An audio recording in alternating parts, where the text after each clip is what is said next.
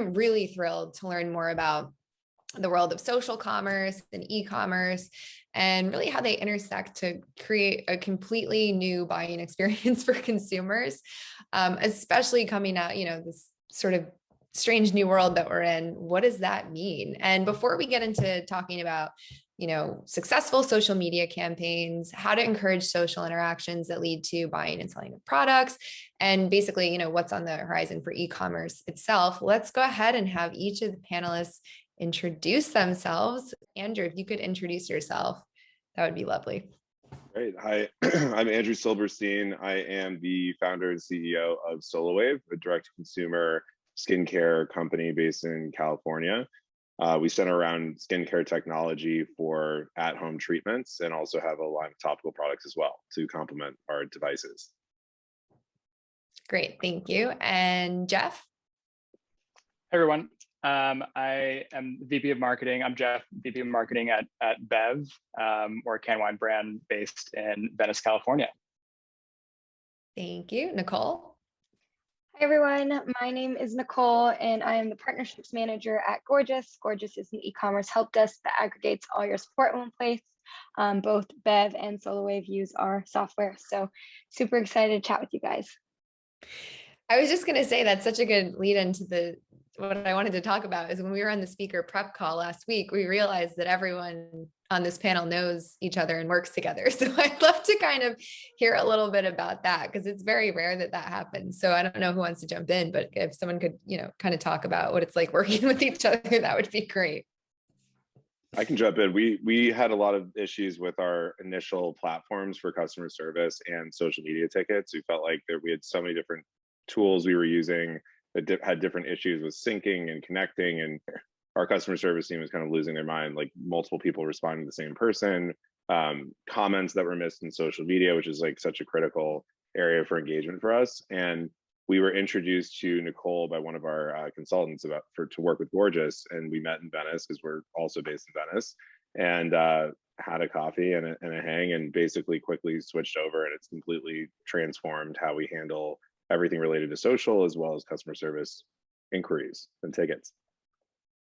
I have nothing else to add. he summed it up perfectly. We had a hang in Venice, and that was the end of the story. I love that because that's actually so much of what I want to talk about is how do you create sort of that in-person experience that you had just having a hang in Venice? How do you think about engaging with customers online that way? For us, should we have, I don't know if Jeff wants to chime in. Like in person? Yeah, like how do you kind of take that feel in person to kind of put it onto your digital platforms? And is there a way to do that? Yeah, I mean, it was really like we completely shifted into e-com during the pandemic. We were very heavy in like on-premise, meaning bars and restaurants, and we're just launching our off-premise when everybody wanted to quarantine, and we had to like totally pivot to e-com. Thank you, Gorgeous, also for saving us in that. We had a poor guy on ops who was originally doing customer experience when we went from like $1,000 in e-com sales to millions. So we quickly had to build a CX team, and Gorgeous was amazing in doing that. I think that like the experience part of that, right? I don't know if, for those who know Bev, like we're a very visual brand and like in-person events, and the social aspect is a huge part of what we do on the marketing scene. So, that was a challenge, but I think having, right, as we built out our CX, I can talk more about that. We really look at customer journeys being super full, really having strong connection with our customers and engagement, and like keeping it conversational, right? I think brands kind of get into a downswing and issues when somebody looks at like their social accounts or like responses, and it doesn't feel like you're talking to a friend, right? It feels like you're like talking to a company, right? And when that's happening. And so we always kind of try to look at it from that lens, is like, is somebody talking to their friend right now, or are they talking to a company? Yeah, I was just going to say, even on TikTok, one of the things I love is if you see some of the brands engage with different TikTok accounts and they're so tongue in cheek and playful. And it just kind of feels like, oh, this makes me like the brand more because they feel very relatable in the way that they communicate.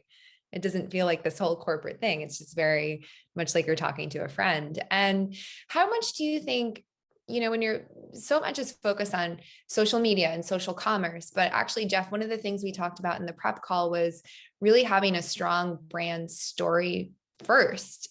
So how does that play into, how do you even think about what the brand story is going to be before you can start to engage with people online? And I'd love to have everyone answer this. Yeah. So, I mean, I think really in today's ecosystem, right? Direct response ads, like just advertising on Facebook with you can have a great product, but if you don't have a brand foundation, it's going to be very short term, right? As soon as you turn your ads off, if you're getting good ROAS on your ads, your revenue is going to go down. So I think for any brand that's being built today, your brand is going to be your moat, and your community is as well, right? And so making the investments long term in that is going to play dividends down the road. But we can't be short sighted anymore. I think people have seen that too coming out of quarantine and with the iOS pushes with increased CPAs on Facebook and other platforms, that that sort of direct response strategy, while still a part of your marketing mix, is not going to work long term. Andrew, did you want to add anything to that? Yeah, I think for us, we launched in the middle of the pandemic, and we had a lot of I guess projects and tasks to really get ourselves out in the market. And I think something that's really helped over time is introducing our following, and even through some sponsored ads, introducing people to individuals on our team, so people really feel a human connection to somebody working at SoloWave. And whether for instance, we recently did an Instagram live with a top tier esthetician, and someone from our team was interviewing her, and it really just put a face to the brand. Because I think, echoing Jeff's points, I mean, there's a sea of advertising going on, a lot of direct response focused advertising, and it can come off as somewhat, definitely corporate, potentially in some cases, almost soulless when you're thinking about, who's actually behind the brand and what's the story behind it. So it's definitely something we strive to invest more and more energy into, is really kind of who's behind this company versus it just being viewed as a company, a website that sells products. Yeah, really getting to know. I love how you said the who's behind the company, because I think that's ultimately what people connect with. Nicole, what do you see with, working with a bunch of different brands? What are some of the trends you see with, developing that brand story? Yeah, I think Jeff and Andrew have great points about how they communicate their brand, and I see it all the time across multiple brands. I think what we saw this last year, given the pandemic, you mentioned, not being able to interact with customers in person. And so online is super important, and making sure that you can mimic that online experience, or that offline experience online. And I think that goes to this omni-channel experience, which relates to conversational commerce. So conversational commerce is making sure that these one-on-one interactions are actually things that you can convert individuals on. So exactly about being someone's friend, or having a certain verbiage that's really related to your brand, and making sure that individuals want to purchase from you because you build trust with them. And I think a big part of that is also being available on channels that are now shifting to TikTok, or they're shifting to Instagram DMs, or they're shifting to chat and SMS and chat are our fastest growing channels. It's not just email and phone anymore. So I like to talk about, I think I said this on the last Founder Made too, but my mother, who is a caller, she only likes to handle email or phone, whereas the modern day consumer, a little bit younger, is more on their phone 24/7, right? You're going to have a higher click-through rate on an SMS than you are going to have on an email or a phone call. I pretty much decline all phone calls, right? So figuring out where your brand sits, because oftentimes if your brand is, for women in their 40s or 50s, they might not be very present on these other channels and understanding and doubling down on the channels that make sense and figuring out how to convert on those channels. And there's also like a ton of retention that's within those channels as well, right? If you're talking to them like their friend, if you're running a Facebook ad, and then not only are you using that Facebook ad to drive them to your site, but you're driving them into a conversational flow, right? So now that Facebook ad turns into a Facebook Messenger conversation, and now you're actually, able to talk with that individual one-on-one and drive that conversational interaction. Yeah, absolutely. I think, it's so interesting because we've had so many talks about, even throughout the day, people are talking about TikTok a lot. And I know there's a lot of attention going there, but for me, I could fall in love with something online, but I actually would prefer to get some kind of follow-up, because then I'm like, oh yes, a text. Great. I'll do that. Call. No, I'm with you on that. And I guess this could be more for Jeff and Andrew, how do you track, if you do a live or if you do a social media campaign, how are you tracking that as far as how it converts to sales? Andrew, you want to go? I'll go. Yeah, I mean, it's really challenging. I'm sure there are new tools that pop up regularly that claim to help solve this issue. I think like an obvious one a lot of brands use are promo codes or some sort of, specific link to a, landing page that's trackable. We try our best to avoid kind of the promo code route because it feels overly promotional.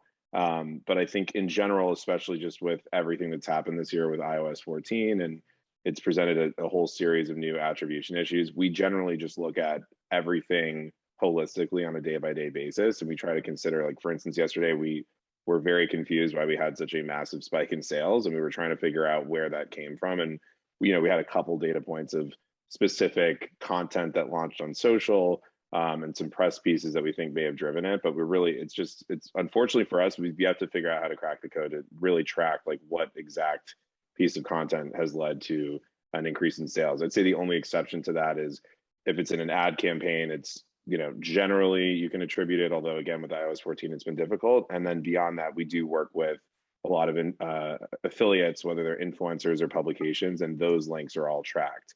But in terms of our organic campaigns, it is frankly just really difficult. Yeah. I mean, sorry, go ahead. No, I'll just add to that. I think like spot on in terms of, we use codes and vanity links, and that's kind of like for at least influencer and podcast tracking, right? And with the iOS push, like privacy releases, it has become a lot harder. I'd say also like one of our best investments, and depending on the stage of your company, this might not be the right path at the time, but like is investing in a CDP, like customer data platform. We use Segment, for instance, and so we're collecting data as people come in as much as we are able to, and can have certain identifiers that help in this in some respect, especially with returning customers. I mean, we have great attribution for returning and like returning customers, but it's definitely hard, and I think it's only going to get harder, frankly. So I think really for marketers too, it's about having a really like good conversation with your CFO about what expectations should be around attribution, right? If you're spending $100,000 on like a large campaign or something, where that revenue is attributed, you should think through that in advance, right? And like how you weight that and how you can kind of make certain assumptions. Yeah, Nicole, I think you wanted to add something. Yeah. Well, the nice thing, and for us, at least on the customer service side, is we actually see, we can track revenue within Gorgeous, so we can actually see how many individuals are converting based on an interaction. And that also helps with ROAS and engagement. So one thing that I always tell people is treat your customer service team like your sales team, because they're actually the ones that are, they can turn any negative experience into a positive one. You can set KPIs to your different agents. So it's not just only on the marketing team, but it's really, on operationally, like there's a lot of moving that you can do there as well, and to create additional revenue streams. So we actually found from a study last year for Black Friday, Cyber Monday, out of 1,000 pre-sale tickets, and pre-sale tickets are conversations that haven't from customers that haven't purchased within 30 days or are entirely new customers. About a third converted, so 30% converted with a response time of under 10 minutes. So if you think about like response time and how that can relate to revenue, we actually saw that if they respond within 2 minutes, it was 50% higher. So there's a lot of data that can be pulled to different agents, different interactions, and different parts of your business that you wouldn't traditionally think, like promo codes, for example, and using that to actually be able to drive more revenue than you would think. Absolutely. Such good points. So I want to move forward a little bit, because I want to make sure we can kind of think about what, as we move into the year ahead, what that looks like. So I know, Andrew, for you mentioned that because people weren't necessarily booking in-person appointments to see a dermatologist, that really worked in your favor. And I'd love to kind of hear a little bit about how the last 20 months have impacted you and what you see moving forward. Because I think you said something like 98% of your revenue comes from social campaigns or social commerce. Yeah, so just kind of love to hear about the experience and then what you're expecting moving forward. Yeah, so I think for us, the silver lining of quarantine was that so many people were frankly stuck at home and looking for ways to replicate some of the services and treatments they would normally get outside of the home. And so for skincare, it was a huge boom of people discovering that some of the things they thought were exclusive to a dermatology office that you could integrate to your at-home routine. So a lot of beauty and skin, well, actually, I should say specifically skincare companies saw a large boom. From my understanding, makeup and traditional cosmetics had a little bit of a dip because people weren't leaving their homes and necessarily as concerned about how they were presenting themselves to the world. So I think there was this kind of significant increase in consumption of products, as well as people spending more time really thinking about their holistic health and appearance, and how skin can be a reflection of that. So it was a really, fortunate time for us to launch. And I think people had more time to research our product, research the science behind it, spend more time to communicate and ask their questions. And, tools like Gorgeous definitely help us convert, because people with a product like ours that has 4 different features in one, 4 different technologies, they each have different benefits for different skin tones and different age groups. There's a lot to communicate. And frankly, there's usually a lot of questions. So over time, I think just the largest issue for us really was the iOS 14 changes. It just completely dropped a bomb on all digital marketers trying to figure out, well, I shouldn't say all, but most, trying to figure out what would work moving forward, as Facebook and Instagram have just fewer data points to find your next target customers. And so for us, what that really meant was really scaling everything back and doing a lot more testing. We started working with a company called Marpipe that helps us basically create hundreds, if not thousands, of iterations of our ads with slight tweaks and differences, so we could start to learn a little bit more granularly, like what was driving people to our site, what was driving them to convert. And then I think the other piece we benefited more recently is we've launched in more retailers. So omnichannel is always kind of a goal for us. It just takes time to secure these deals. So I think over time, we're now in Saks and Nordstrom, we're going into Neiman Marcus and a couple other major ones. That's also helped us, land new customers through other channels that may convert on those retailers, or they might discover us there and come to us as a result. And so I think moving forward, it's things are still really growing for us. It's hard because we've only been around for 13 months. We've only been in operations for 13 months, and so it'll be interesting to see how things evolve as we go in and out of lockdowns, and new variants pop up and everyone's questioning what that means in the future. I think it will still be interesting to see, as the world opens back up, how this impacts our business. But a large goal for us moving forward, and something we've kind of already we've started on with a couple practices, is really working with these estheticians and dermatologists that are seeing patients or clients in person, and presenting our product SoloWave as a complementary product that one of their clients could use outside of an appointment to kind of maintain their skincare results. Yeah, thank you for that.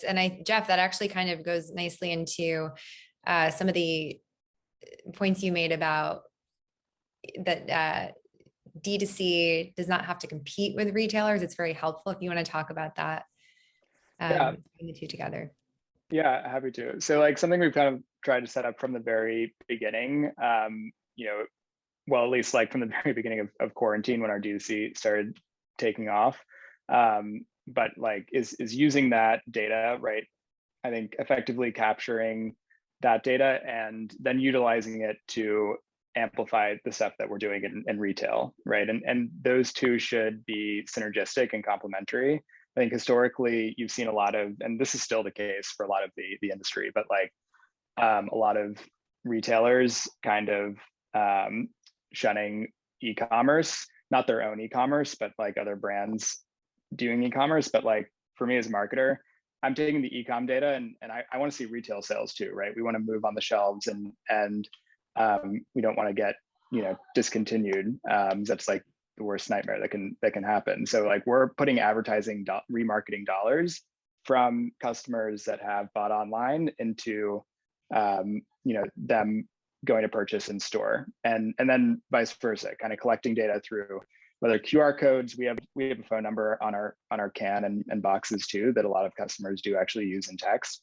And still working out like some better ways for attribution. That's probably like the multi-billion-dollar question, is figuring out true omni-channel between like D2C and retail attribution. But that we do look at it in a way that is there's no break, right? And I think that the industry right now, like there is a very clear break just because of the legacy like tech that's existed, the legacy data companies like IRI and Nielsen that kind of prevent that gap from being bridged.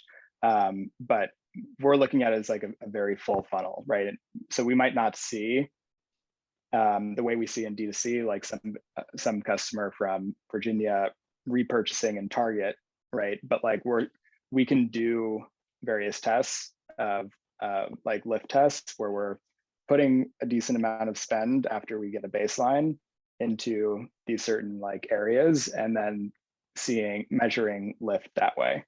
So I think like that's something we're continuing to like push and like learn from. It's something the industry also I think needs to really work on, and there are people in the space trying to figure it out. But and to get a true omni-channel experience, there's no disconnect between D2C and retail, right? It should be one fluid funnel. And Nicole, what do you we only have a couple of minutes left, so I want to make sure that we get to leave everyone with a key takeaway or something they want to share. But Nicole, what are you most excited about moving into 2022, coming out of this very strange 20 months? I mean, what can we expect moving forward? I think I'm just excited to see where the channels go, right? Like, we're launching, Instagram DMs was huge for us. We launched our own phone system. Next year, we're launching TikTok. We just launched Twitter. I think it's going to be really interesting to see where the customers are going to hang out. Like now there's like Discord and all these crazy communities, and figuring out, what's next with the next customer touch point.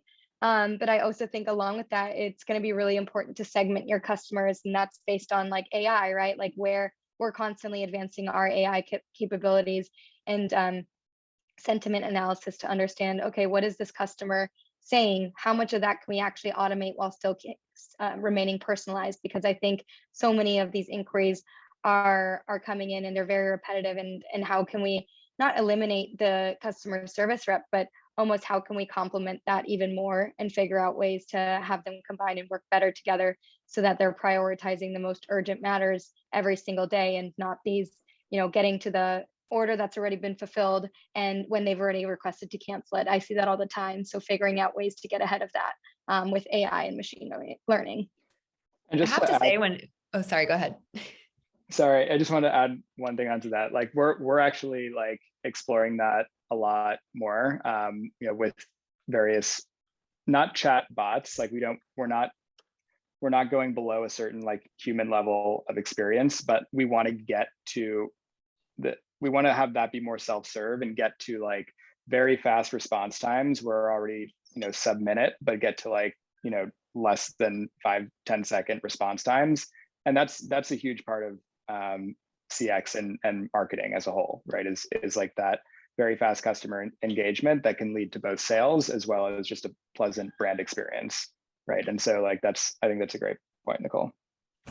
Yeah, and I was just gonna say, I ended up I had to change my flight, and I was texting with Delta, and I was just going, "Wow, you know thank you so much for your time." And then I realized, oh, this is not a human, but it was just such a nice experience that I was like talking to the AI like it was a human, So that was great. I think for them, I wish I could give them feedback about that. And then Andrew, anything else before we hop off? I'm sad we're running out of time because I know you all have such exciting things coming up. And I guess if there's anything else you want to share, you can use the chat box. But Andrew, I want to make sure to have, any final words you'd like to share.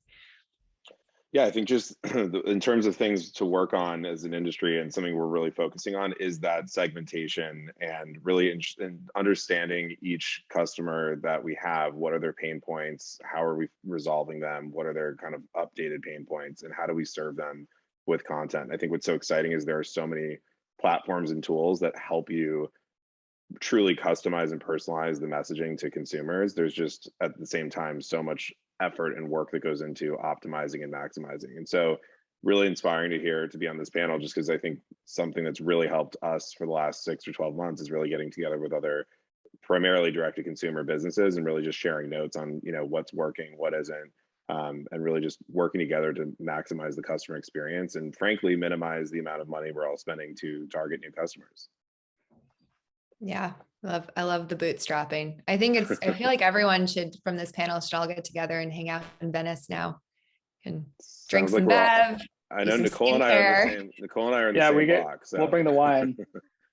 You bring the wine. We're all neighbors. All right. Well, thank you so much. And, everyone make sure each one of these panelists also not only is doing amazing work, but has such cool backgrounds. And I wanted to get into that more, but make sure, you check them out, do the Google searching and the stalking, because you're all just really interesting humans.